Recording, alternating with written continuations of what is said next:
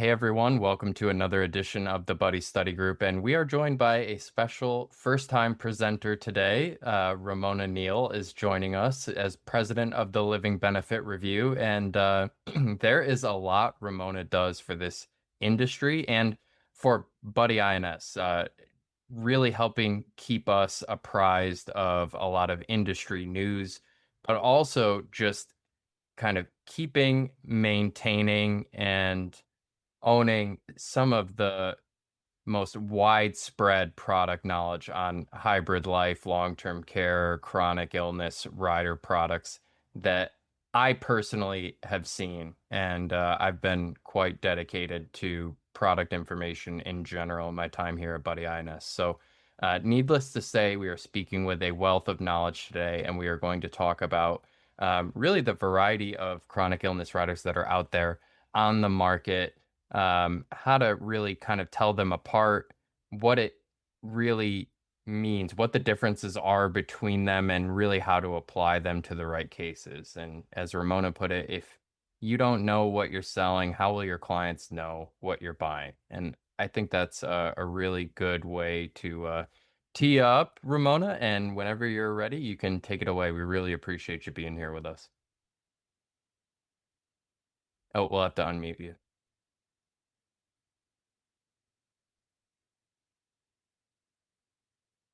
think I can think I can ask you to unmute. It may give you a prompt. There you go.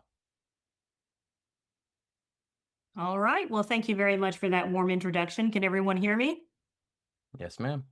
All right. And I only have about 20 slides or so to go through, but I can be kind of long-winded. So I'm thinking it would be safer because I do want to make sure we hit the last slides, that if you could type in your chat questions or just write them down, that we save them to the end, if that's okay. Of course. So thanks again for the warm introduction. I love supporting this group. Mark Glickman is absolutely fabulous. And Jason, I've spoken about your talents many, many times. As was stated, today we're going to talk about life insurance rider options. Specifically, what I'd like to do, since I grew up in the life insurance industry, 35 years in life insurance, where the riders kind of took over and have now become table stakes for life insurance. So that's where I grew up. So I did want to talk a little bit about the underlying chassis, because a lot of the people I understand on this call have a long-term care background. And since a lot of the solutions are now combination solutions, I thought we'd just look at some of those basics and then look at some sales trends. A lot of them are from LIMRA, third party, and then talk about some rider trends, and then dive into some fundamentals on the different rider solutions, as Jason said. And it was actually a call a few weeks back where a question came up about lawsuits with the riders, and that's why Jason invited me, and thank you. It doesn't apply to all the solutions. There is some risk with some of the riders, and to be clear, all the riders are good riders. It's more a matter of how we represent them to our clients and manage expectations so that if they recognize that you can't accelerate 100% of the death benefit, then they won't be offended when they find out that they can. It's really fundamentally what it comes down to. And for you to be the insurance professional, even if it is a long-term care focus, when you're now selling solutions on a life insurance chassis, you do have to know them. So as I said, a lot of years in life insurance, 4 years included working with attorneys in advanced sales, and I consider that to be both a blessing and a curse. A curse is usually I'm extremely guarded with what I say, but I had some things come up this week, so I'm less guarded today. That's actually good news for you, because now I'm going to be more transparent. The bad news is you now must suffer through this particular slide, which is, the information I'm communicating is not guaranteed. Any opinion statement or information that I share, you have to do your own due diligence. And it is, you do so at your sole risk what you do with that information and anything that you do. Also, you should independently verify information that I share with you. And then obviously, as you know, variations.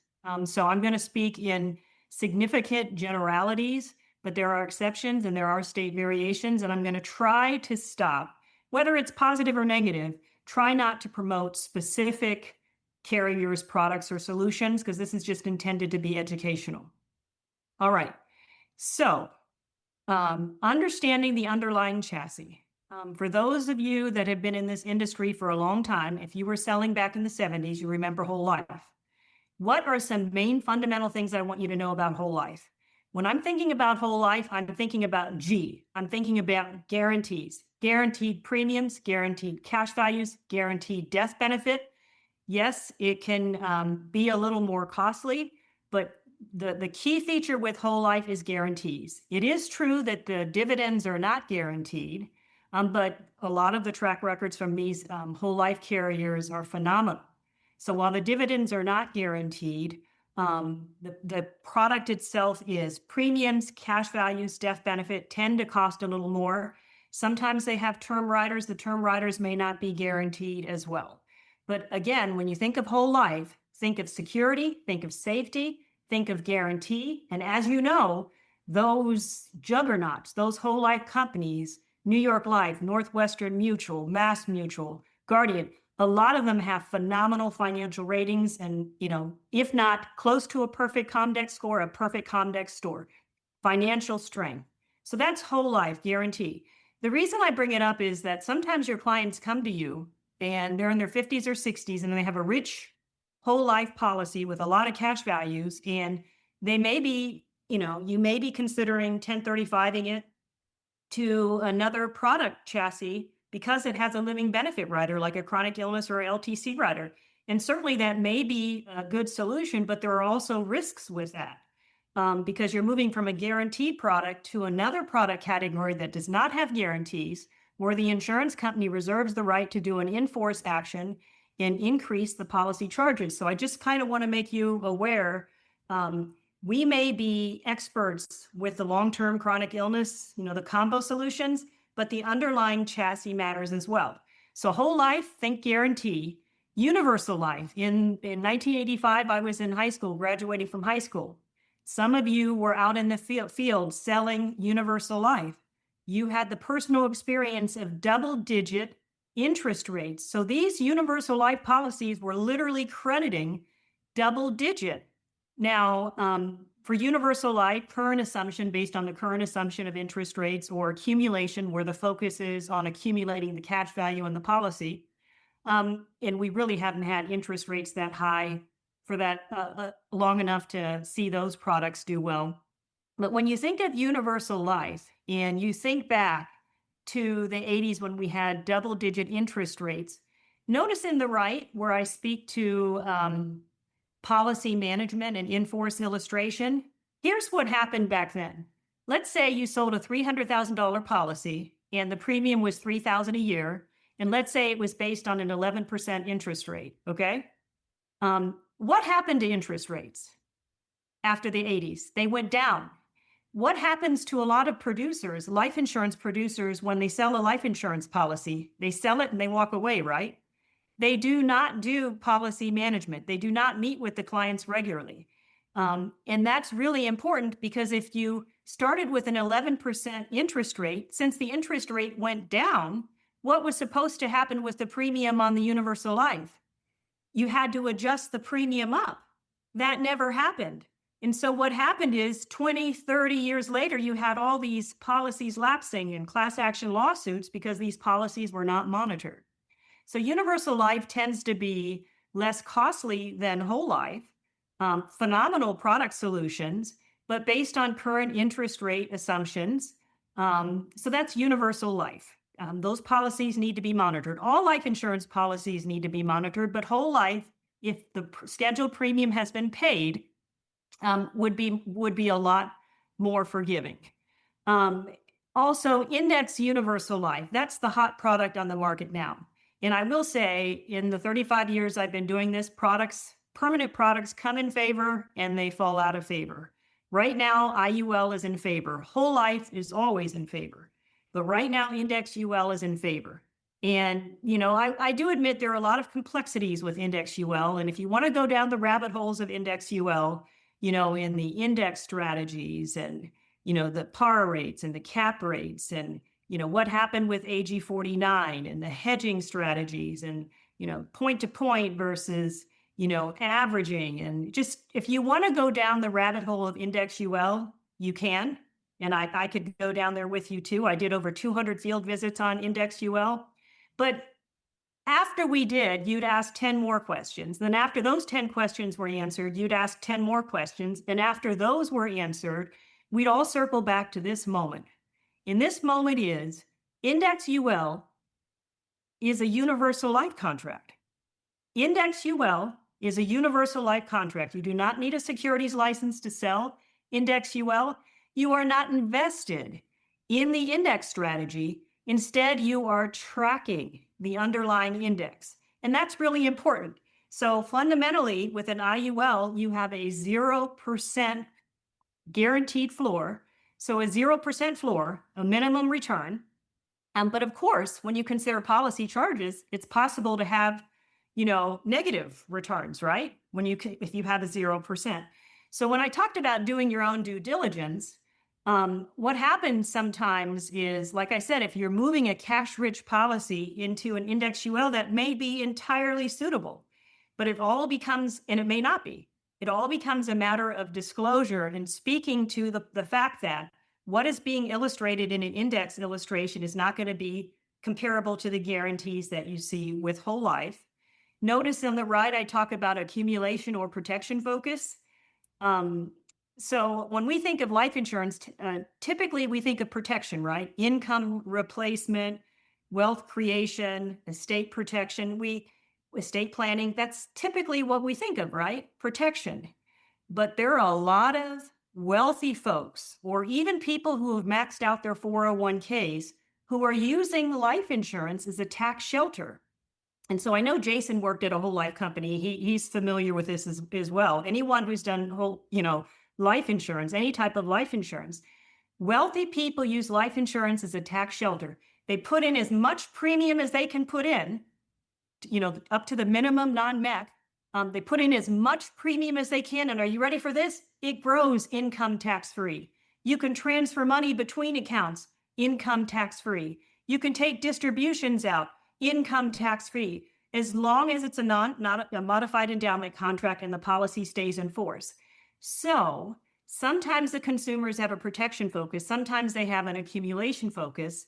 And I have seen some lawsuits where cash-rich whole life is 1035 to, for example, in Index UL that is showing, pretty impressive returns. Those returns don't occur over time. And then the consumer is like, but I didn't understand that. And now I'm losing money because I thought I would earn more. So the point is you just have to have full disclosure about what type of policy you are selling and understanding what the original intent of the existing policy was and if it's still meeting the needs. Now, again, I certainly support 1035s from any type of product chassis, particularly when you can add a long-term care rider or a chronic illness rider, or if you can do a hybrid. I'm simply talking about full disclosure. I'm just trying to protect you. All right, so we have universal life, those that just pay the current interest rates based on the interest rate environment. We have Index UL, which is also universal life. And although there's a lot of complexities and there might be 50, 60, 70 pages in illustration for Index UL, ultimately, it's a universal life contract. You also had guaranteed universal life. Those products kind of have fell out of favor. You only have maybe less than 10 companies that have a GUL. If you have a GUL policy, think of it as permanent term insurance. Okay, permanent term insurance. GULs typically have no cash values. If you sold a GUL policy, in fact, it almost had vanishing cash values. A few of the companies had a return of premium that was available during certain years, but that was the exception to the rule. GULs are very sensitive to the timing of the premium payment, extremely sensitive because there's no cash value. So for example, let's say I have a $300,000 policy. My scheduled premium is $3,000 a year. And this year I decide instead of making my $3,000 premium, we're going to take a vacation, just a wonderful little small vacation. And then 30 years later, I realize I need to catch up that premium. And so of course I recognize it's not going to be 3,000 anymore, right? I recognize that. But did you think it's possible for it to be 30,000 or 130,000? It's It depends. I mean, it absolutely depends. So you have to be very careful with it depends on the size of the policy. You have to be very careful with GULs. In fact, you have to be so careful that even making an early premium payment can negatively impact your death benefit guarantee duration. So you have whole life, you have universal life, and you have variable universal life.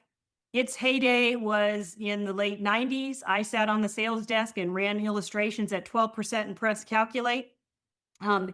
Then after 9/11, that product pretty much fell out of favor because what life insurance producers found out is that it hurts more to have a negative 30% return than it feels good to have a 30% return. So a lot of the producers that couldn't handle those calls have shied away from variable universal life. In my opinion, the producers that are selling VUL today are professionals. They know variable life. They talk to their clients. They're more like in the advisor category, and they manage expectations well. That last footnote is an important footnote. It's the exception to the rule, but it is possible to have a VUL, a UL, or an IUL that has a death benefit guarantee. It could be built in up to a certain age, life expectancy, like age 85 or whatever life expectancy is, or it can be a rider where you dial in the duration that you want, age 95, age 100, age 120. That would mean if I have a VUL and I have negative 30% every year for the life of the policy, and I have a $500,000 policy, the insurance company is on the hook to pay the $500,000 death benefit. It doesn't matter what the return is every year. I didn't say the cash value was guaranteed. When the death benefit is guaranteed, by definition, the premium is guaranteed. And so we circle back to where I started with whole life. When you think of whole life, premium is guaranteed, cash value is guaranteed, death benefit is guaranteed. It's a very unique product category.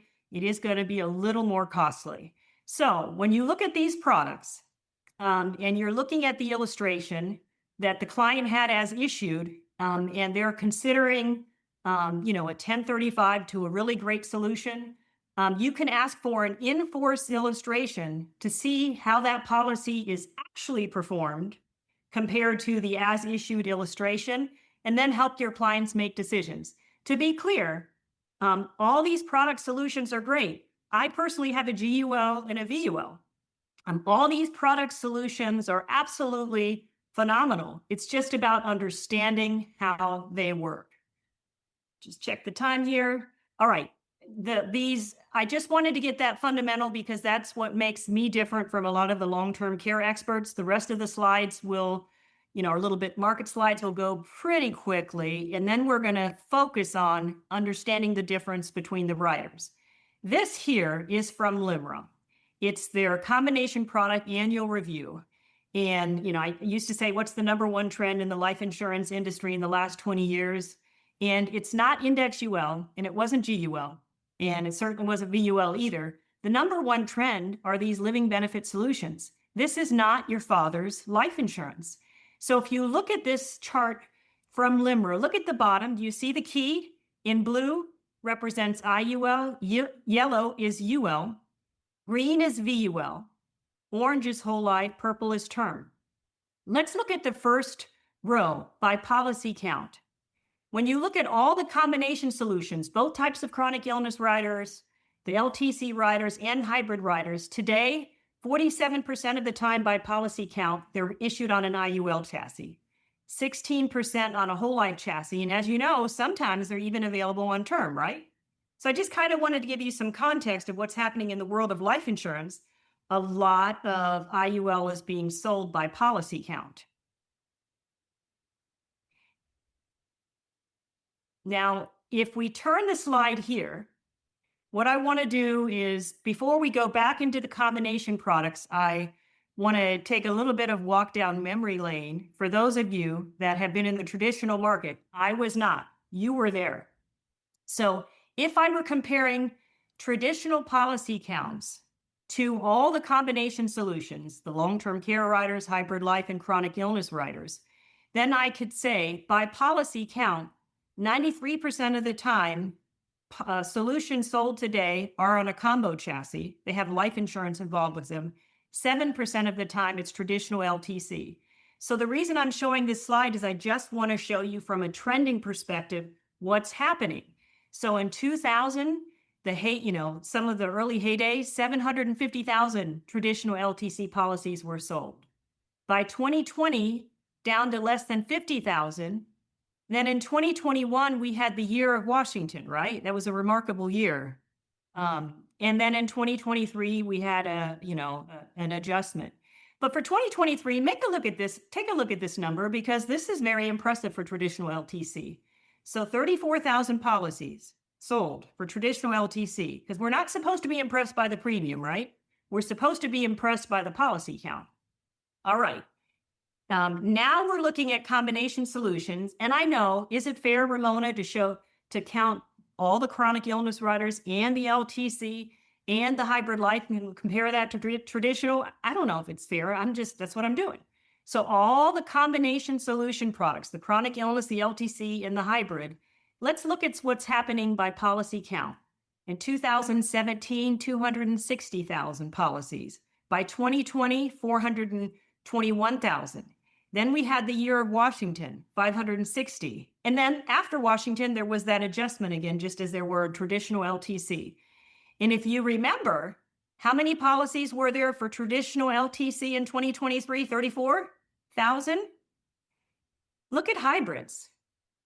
More traditional LTC policies are sold than hybrids. I just think that's interesting.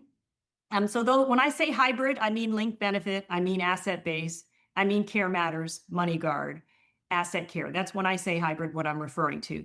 Long-term care riders by policy count, almost 100,000. But by far, the biggest deal is almost 350,000 policies are the chronic illness riders. And that's why I was invited on this call. We're going to get to those chronic illness riders. 300, almost 50,000 chronic illness riders. And of those, most of them do not have an upfront charge. They're free. So most of the time, they don't have an upfront charge. Again, this is from LIMRA, Annual Review on Combination Products 2024. If you look at the bottom, again, the key, now we're just looking at combination products and long-term care acceleration. What LIMRA is saying there is long-term care riders. Chronic illness acceleration is chronic illness acceleration of the death benefit. And then LTC extension. When LIMRA says LTC extension or extension of the benefits, what LIMRA is saying are the hybrid linked benefit products like MoneyGuard, Care Matters, Asset Care. That's what LIMRA is saying. And I got to tell you, I'll just pause for 2 seconds. And I don't know. So my mentor is Steve Kane, and he and I chatted earlier in the week. And this is an issue that came up to him, and it's one that he and I discussed. I don't know if it's going to be Steve Kane that rescues us. I don't know if it's going to be Mark Lickman. Jason, I don't know if it'll be you. If Phyllis is on here, if she can help us, if Celeste from CLTC can help us. But we do have a problem with the naming convention as an industry. I mean, this producer from this firm had said, "What's up with this long-term care extension of benefit? What the heck is that? Why can't we just have one name for products like Care Matters and MoneyGuard, right? It's fair." And when someone says hybrid or linked benefit, you could be talking about a chronic illness rider, both types. One that could pay out zero and one that could pay out the full benefit. You could be talking about a long-term care rider. You could be talking about hybrid. So, I don't think we can't blame LIMRA for this, because to be fair, at least when LIMRA says long-term care extension of benefits, when LIMRA says that, they mean products that have the first pool that accelerate the death benefit, and then the second pool of pure long-term care. Mark, it looks like, do you have something to say? Oh, no, I'm just rabble-rousing in the chat. Don't worry about me. Okay. I think that's going to take a council to fix the naming convention, but individually, we would all just start by saying, "Don't get me started," because we all see it as a huge problem. Yeah, and I don't know if it'll be ILTCI, but something has to be done. And I mean, I know insurance companies can have a right to name their products what they want to name them, but it's becoming a problem for our industry, and it's only going to get worse. All right, so now we're looking at long-term. Oh, Ramona, I have a good shortcut. Yes. If it has care in the name, it means it's built for long-term care. Good. Except for MoneyGuard, but all the others have care in the name. Just an observation, right? Yep, that's a very good point. That's a very, very good observation. So if you look at the key here, in blue, long-term care riders, yellow, chronic illness, and then extension, those care solutions. Let's look at it by policy count again. Long-term care riders account for 20% of the sales. Chronic illness riders, 73% by policy count. And then the hybrids or extension of benefits, linked benefits, care products, 7%. Now, as you can guess, when you look up and go up one row to total premium, suddenly the extensions make up for more premiums, right? Because those are big, fat, rich policies, right? $100,000 single premium, $200,000. So I just think it's interesting to look at what's going on from a trending perspective. All right, we are, riling up to the chronic illness riders. So we just established that 73% of the time by policy count, when a life insurance combination solution is being sold, by policy count, it's a chronic illness rider. We've established that. Now what? When a chronic illness rider is sold, 88% of the time, it's the kind that has no charge until acceleration. 88% of the time. And even though we'll go into it a little bit more, let's just get straight to the point. When you have a chronic illness rider with an upfront charge, like the same with a long-term care rider, more products like Care Matters and MoneyGuard, when you are paying for an upfront charge, then you have a known and predictable benefit that you can accelerate. When you pay for something upfront, you have a known and predictable benefit. When you're not paying for something until the time of acceleration, then it depends on how much is eligible to be accelerated because it depends on your age, your health condition. So if the charge is not even known until you accelerate it, then logically the benefit cannot be known until the time of acceleration, right? So the free riders you are paying for on the back end, and what's important to understand, it's possible that only a fraction will be eligible to be accelerated, such as 30% or 50%. And if you're young enough, like if you get in an accident and you're in a wheelchair and you're in your late 20s, then the amount eligible for acceleration could be zero. Or if you're younger and you get MS, it could be zero. Now, if you look at that second box, the riders with no charge until acceleration illustrate better. Do you remember at the beginning how I talked about the wealthy people use life insurance as a tax shelter? A lot of these policies are sold to focus on the accumulation and distribution. Life insurance, cash value rich, and not just whole life, IUL, a lot of IUL, VUL, whole life. Focus on accumulation and distribution.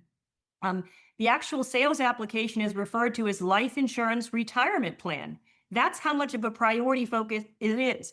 So by me saying illustrate better there, what I'm trying to say is if I'm buying my index UL to minimize the death benefit and maximize the cash value to maximize income in retirement because of all that tax preferential treatment, then to be fair, in defense of the insurance companies that have the 88% of these riders, to be fair in their defense, I don't want to pay for a rider charge because that's not my priority focus.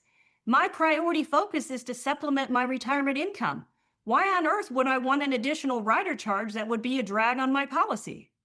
So I just want to say, if my priority focus is accumulation and distribution, life insurance retirement plan, then I actually prefer these riders. And that's why, one reason they're popular. Another reason they're popular, I would say, is, to be fair, let's say we both have, let's say you have a chronic illness rider with upfront charge, and I have a chronic illness rider that's free, no charge till acceleration. And in the world of life insurance, it's very competitive with illustration. Yours has the upfront charge, mine is free, no charge until acceleration. All things being equal, when you press calculate, if a producer doesn't know what's going on, my illustration will look better. And I will win that case because you have the drag of the rider charge. What's kind of heartbreaking is the producer will pick my product with a free rider because it illustrated better. So therefore I get, or my client gets, an inferior chronic illness benefit. So I just wanted to give you a little bit of background on that. From a trending perspective, I think everyone here knows what's going on. Again, will Steve Kane, will Mark Glickman, will you guys be able to save our industry, save us from ourselves? We don't even have the names right. I'm beside myself still. For products like Care Matters and MoneyGuard and Asset Care, we are seeing a trend in the hybrid link benefit market, which I think is interesting. So we've watched how the death benefit went down, right? The death benefit shrunk. We've watched how they've taken the ROP away, and they did so because the market has spoken, and the goal is to focus on the LTC benefit. We are also seeing a trend to focus on non-guaranteed growth elements where the performance of the underlying mutual fund on a VUL chassis or index on an IUL chassis or dividends on a whole life chassis will either extend the LTC benefit duration or increase the monthly benefit. So and I think we're going to see more of that.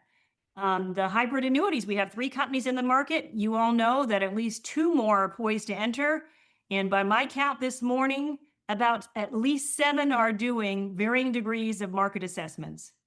And why? Because apparently there is $84 trillion of money that's getting ready to transfer hands from the boomers. And I think the insurance companies are making a note of that. So those are some of the trends that we've seen. And we're, of course going to talk about the rider trends. A couple of key points here that I want to make, just fundamental points. So for the care products that Mark Glickman talked about, hybrid linked benefit, I like to see those, and I like to describe those in this way. The first pool of money accelerates the death benefit. The second pool of money is pure long-term care, right?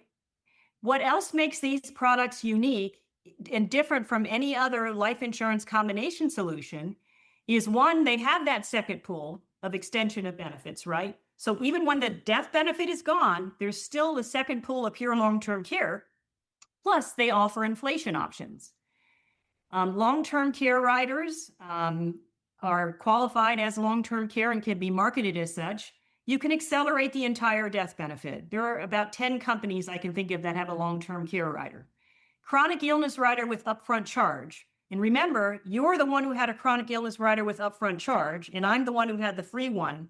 Those actually are not as popular. And perhaps, they've got a charge. They cannot be marketed as long-term care. But during the year of Washington, that didn't help, right? So even though chronic illness riders are phenomenal, and we have incredible chronic illness riders in the market, and they're just doing a fine job, it did not help in the state of Washington because it didn't qualify as long-term care. Chronic illness rider where there's no charge until acceleration, the amount eligible to be accelerate depends on your status at the time of claim. It could be a fraction of the death benefit that is eligible to be accelerated. It could be 0. I do like this chart that I swiped from Steve Kane's group, LTCI Partners. On the left, on the x-axis is where your focus is on the long-term care being your priority. And on the Y at the bottom is life insurance as a priority. I just thought this was, I tried it with the continuum, but I think what they did was better. So you start off with traditional pure long-term care. Then you have the hybrid link benefits. Then you have long-term care riders. Then you have chronic illness riders. Then you have critical illness and terminal illness, and then you have life insurance. I just thought it was a really great visual to see where all the product solutions are, starting off with pure traditional LTC and then going to pure life insurance with no living benefit riders. I just thought that was a good view. And generally when I steal stuff, and I have from buddies as well before, I try to get permission after the fact. All right, let's get to, I feel like this group, you have the sales applications of long-term care down. So I want to focus on some key hallmarks for the riders.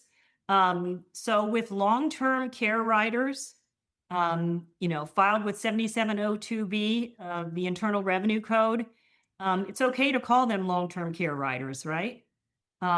They are not going to compete as well when you press calculate because there's always an upfront charge with them, right? Very robust. And they also have built-in consumer protections, just like traditional LTC. So from an insurance company perspective, it's kind of a hassle to have a qualified long-term care rider because everything has to be filed, not just with life, but with health. Everything has to be approved. It's kind of a big deal, but you do have all those consumer protections that you have with traditional LTC. For the LTC rider market, you can see reimbursement and you can see indemnity. And some of the companies also have a residual death benefit. So if you have a $500,000 policy and you accelerate the entire $500,000 for care expenses, they may have a 10% residual death benefit or $50,000 or 5% residual, $25,000 that is still paid as a death benefit to your beneficiary, even after you accelerated the $500,000. And why would a company do that? Because a life insurance company is a life insurance, and this is what they do. They want to cover those final expenses, those funeral expenses. Now, some companies, even if a chronic illness rider, they might do this with a residual death benefit. So you're able to accelerate, you're able to use the entire $500,000, but they may only allow you to use $450,000 for care, and the remaining $50,000 must be paid as a death benefit. Again, we're dealing with life insurance companies. But nonetheless, when you're dealing with the long-term care rider, rest assured you can accelerate the entire death benefit for care expenses. Chronic illness riders, as Jason said, I think this has kind of been my mantra. If you don't know what kind of rider you're selling, how can your clients know, what they're buying? And I mean, it's a fair point. And so naming convention is pretty fundamental because it would be very helpful if we could have a different label for the different categories so that producers would know right off the bat what they're selling. But for you, you'll have to do a little bit of digging. And again, if you have an upfront charge with the chronic illness rider, then you have a known and predictable benefit. It's going to be underwritten. If you have no charge until acceleration, there's a very high chance it's a discount method. It's a calculation that's done on the back end. It depends on your age, your gender, the severity of your condition, and the amount eligible for acceleration depends. It'll probably be a fraction of the death benefit. Because there were misunderstandings and misrepresentations, probably at the agent level, consumers get surprised and upset about that. And then, of course, they file lawsuits, right? And then also, if you're rolling with a term chassis, the way those calculations work will be very surprising. And the amount you would get would be very low. So it's the type of policy, how much premium you've been paid, the cash value, the discounting factor. There are a lot of factors. But what's the high level point? If there is no charge until acceleration, chances are it's a discounted method. Remember when we talked about 88% of the time a chronic illness rider is sold, chances are it's this type. Now the Lien method, these are a little unique. There's no charge until acceleration. But what's interesting here is there is a known and predictable chronic illness benefit. So let's say I have a $500,000 death benefit, and I have one of these handful of carriers that calculates it with the Lien method, $500,000 death benefit. The carrier might say, if you go on claim 2 of 6 ADLs or severe cognitive impairment, then Ramona, then we'll allow you to accelerate $250,000 for chronic illness. So they're giving me that. That's actually known and predictable. What is unknown is the remainder death benefit that will be paid to my beneficiaries. And so because of the compounding loan on the remainder death benefit, the longer that I live and survive, the lower and lower that death benefit goes until zero. Do you see what I'm saying? So the point is, you're paying for the free riders on the back end. So if the rider benefit is important to you, then you're better off getting a rider with an upfront charge. If your focus is life insurance retirement plan, where you are trying to maximize cash value, growth and distribution, you might be entirely fine with these riders. What I think is remarkable is how different these rider solutions are. I literally have spreadsheets and spreadsheets, how different they are. And when you're looking at a life insurance illustration, they can be 50, 60, 70 pages. I'm not exaggerating. A lot of pages. One tip I'll give you is if you know how to do a PDF word search with the binoculars, do that and search for cognitive or chronic or accelerate. And then you'll go everywhere in that illustration where that term is. But some of these riders, I mean, you would think that some of the new ones would not require the condition to be permanent. That's not true. I watched a new rider come out in the last few years, and they're still requiring the condition to last the rest of the insured's life before you're eligible to accelerate. Some of the, I don't mean to say fine print, some of the footnotes that you see in this illustrations only pay for nursing home care. Or, I mean, can you imagine a 2-year waiting period? Wouldn't you want to know? Or require at least being in the nursing home for 6 months? So, and what else is remarkable, some of these insurance companies, because the demand is so high, again, the sales application might be protection, it might be accumulation. They might have 3 or 4 different types of riders. So even if you know the company you're dealing with, they have different solutions. On the right, some of them have waiver of premium. What's really impressive with some of the riders is as the death benefit grows, so does the benefit that's eligible for acceleration. I think that's very, very impressive. So as the cash value pushes that death benefit up, or with option B death benefit, you have more that's eligible to be accelerated for care expenses. All right, so I think we've, done pretty well with chronic illness riders with an upfront charge. You have a known predictable benefit that's eligible for acceleration. And I think I did a fair job disclosing, appear less competitive on the illustration. Notice that these are prohibited from being described or marketed as long-term care, because they're not. I mean, Mark said they have the name care in it.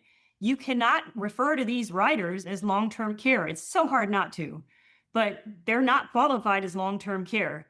And if you take a look at that footnote at the very bottom, although it's unusual, some insurance companies have decided to call their chronic illness rider a chronic illness rider, have it filed with Internal Revenue Code Section 101G. So it's actually called a chronic illness rider, but it still qualifies as long-term care because it's been filed to meet the criteria of the NAIC LTC model regs.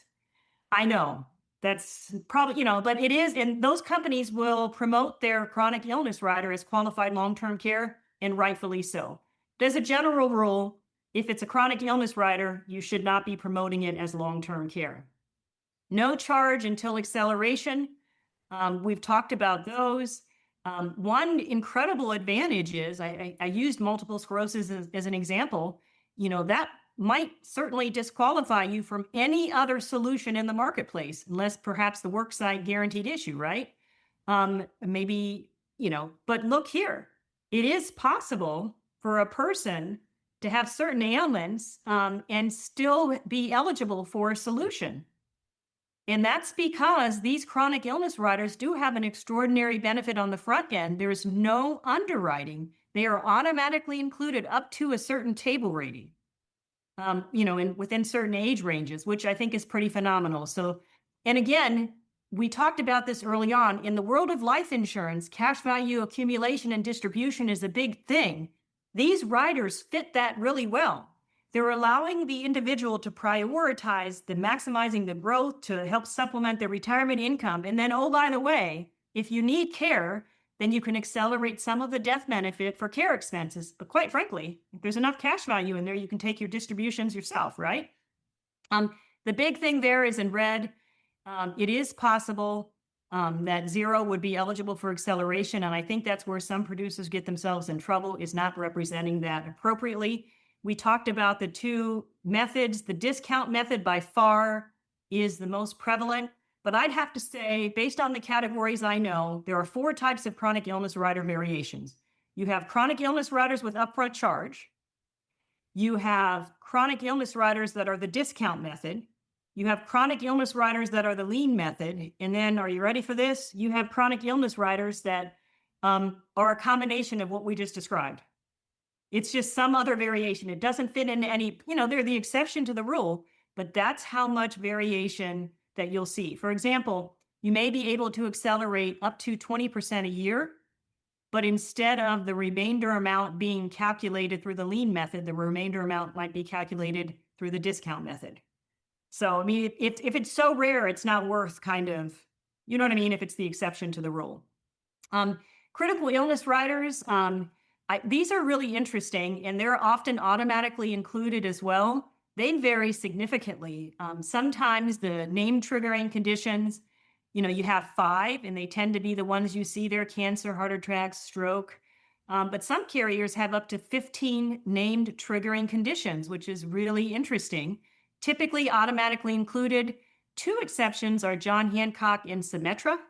And with them, there's an upfront charge. And with them, what is pretty interesting is, very unique, it is like a separate second pool. Because with John Hancock and Symetra, when you accelerate your critical illness rider benefit or cancer benefit with them, it does not reduce your death benefit. You are going to pay for it up front. So there's variations with the critical illness riders. I'm going to leave time for questions here. Again, I'm confident that you're incredibly confident of all the sales applications. The only, this is my opinion here. I would say my opinion is, if you have a client that is prioritizing the chronic illness benefit or having, being able to accelerate the death benefit for care expenses, then the chronic illness rider with the discount method would be not the route to go. There are a lot of solutions, but that would be my one warning to you as well. And then knowing that I have all these incredible long-term care experts on the call, you guys know things that we're just now learning in the world of life insurance, because you were there. I mean, the nature of long-term care with claims are, you have to know the contract language. And in the world of life insurance, before we had all these living benefits, producers and salespeople like me, we used to walk around with a producer and client guide like it was the Bible. But when you're dealing with going on claim, that doesn't matter. The contract matters, right? And you guys learned that lesson a long time ago, but in the life insurance world, producers are just now starting to rely on that. And I'll tell you, since I dived deep into those contracts, I've seen an indemnity solution where the insurance company reserves the right to require proof of loss on a monthly basis. Not in their producer guide, not in their client guide, but in their contract. I didn't say they had to submit receipts each month. They reserve the right to require indemnity, combo solution, hybrid indemnity, reserve the right to require proof of loss on a monthly basis. Or another indemnity solution, hybrid life solution. In the producer and client guide, speaks to calendar days for the elimination period, and in the contract, they reserve the right to switch it to service days. So if you're selling these solutions, I know you guys do have the specimen contracts, you do read it, but in the life insurance world, we are learning that lesson. I think I've covered some of these. The PDF search functionality, you're looking at a 40, 50, 60, 70-page illustration. Look for the word chronic illness accelerated, cognitive, and then you'll be able to kind of discern what type of rider solution you're selling. If you're concerned about the fact that you've sold some of these that are free up front, and you'd like to make sure you communicate with that client, you can take an inventory and do that. At the beginning, we talked about policy management. So an in-force illustration, if you're meeting with your clients or a client comes to you with an IUL policy or a whole life policy, when the policy was issued, they had an as-issued illustration, okay? But now, 20, 30 years later, they've had different performance. Get an in-force illustration and see how the policy is doing compared to what was issued. It could be doing way better. It could be not. If it's not doing as well, not only may they not have income, the policy may lapse. And I'll give you this one example, and Mark, with you being an actuary, you might appreciate this. But I had an actuary give me this assignment, and it was in the index universal life world where we were comparing pricing. And the assignment was to do some stress testing. And instead of the 7% that was being illustrated at the time, he asked me to input 0% randomly for about 12 companies. So randomly, 0%. These policies were issued to maximize cash value and income and distribution. So for example, they may have had like 20 to 40,000 income per year, right? So I went ahead and went through the assignment, and then what happened was one of 3 things. One thing happened is exactly what you expected. The income was lower, right? I had 0%. A third of the time, the income was lower. Guess what else happened a third of the time? With 40%. There was no income. And guess what happened with the last third percent of the time? The policy didn't even make it to maturity, to age 120. It lapsed with 40%. Now, sequence of returns and the timing of those 0% really matters a lot. But that's what I was telling you. You have to understand the underlying chassis. But look at, take a look at what you're selling. Jason started off with it. If you don't know what type of rider you're selling, how can your clients know? I want to shield you from drama in the future. And drama doesn't have to be lawsuit. It just could be, how come you told me I could accelerate the entire 300,000, but the insurance company is telling me it's 100?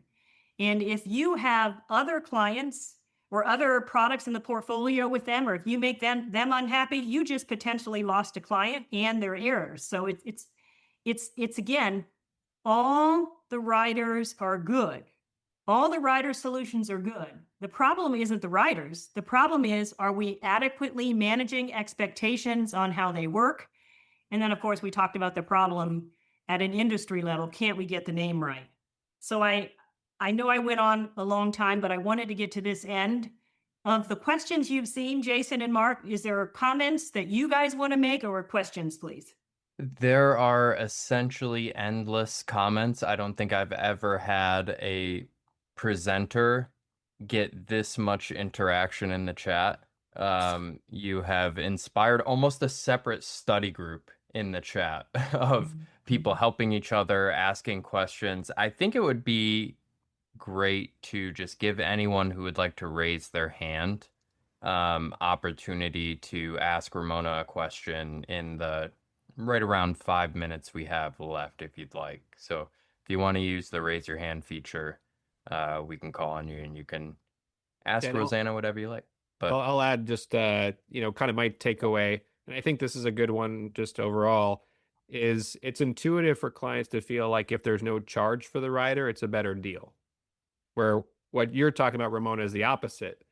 If there's no charge for the long-term care or chronic illness, then you should be skeptical about the contract language. And I think that's the most important part to educate clients on, is you might only pay a little bit extra, but you're going to get a lot more benefit from that if that's your goal, is long-term care first. But I expect from your LIMRA numbers that because it's free, we're including a lot of products that were bought for the life insurance and not for the long-term care. So don't just assume that they bought the wrong product, because getting a free living benefit isn't necessarily a bad thing, although there's no free lunch, right? So those are kind of my takeaways. But a lot of people obviously have strong views on how clients are being sold the chronic illness. I think that was one thing we heard a lot of, right? Is a lot of agents are leveraging the chronic illness to sell the product, and their client is going to hold the bag, 30 years from now. And that's where there might be some E&O problems and other things. yeah. And one comment that Dave made in the chat that bears repeating is in the annuity space, we see this as well. Annuity wholesalers that are promoting long-term care benefits on an annuity product that is not actually long-term care, or not actually 7702B long-term care. We also see, chronic illness riders that are out there on the market that actually do kind of follow all of the contract structure and terms required to meet the definition of long-term care, but are actually called chronic illness. And a lot of that just comes down to say that this is why specialists like yourselves are a requirement for this industry, and commissions are not junk fees. And you should always be, parsing through the contract however you can for any product that you're newly exposed to from anyone out there. And like Ramona said, that will save you a lot of drama on the back end. I guess my warning, if I can add, would be, because I like how you guys are summarizing those main key themes that are so important, is when you're selling life insurance chassis, and then I know it's our business to focus on the chronic illness or the LTC rider solution, right? It's our focus to focus on those care solutions. But to me, it would be like walking up to a car and focusing on the radio and the leather seats and not being at all involved on the type of engine or the car itself. Is the engine the right engine? And so this when we started off by looking at the policy counts, you know, you know, less than 10% are traditional LTC, right? Compared to all the combination solutions. When we have a trend going on in the industry where life insurance now is becoming a prevalent solution, then that means we have a responsibility to learn life insurance more. Agreed. So we're coming right up on the top of the hour. I think Chris summarizes it perfectly, a fire hose of information, but all extremely, extremely important and valuable. And Ramona, we have you to thank for that, and we really appreciate, like we said in the beginning of the call, what you do for this industry as a whole and keeping us apprised of movements going on in the news and just helping us better understand products that we need to understand if we're going to apply them correctly, promote them correctly, and find the right clients for them. So, again, can't thank you enough for being on here today and for everything that you do. And let's do this again sometime. You inspired a lot of really good conversation, and I can't think that there is a person who was on this call who didn't take away at least one thing, and that's Wonderful. a huge objective we try to meet. Thank you for the opportunity. Bye-bye. Of course. Thank you, Ramona. Bye. Bye. Thank you, everyone, for being here. We really appreciate the time you spent with us today.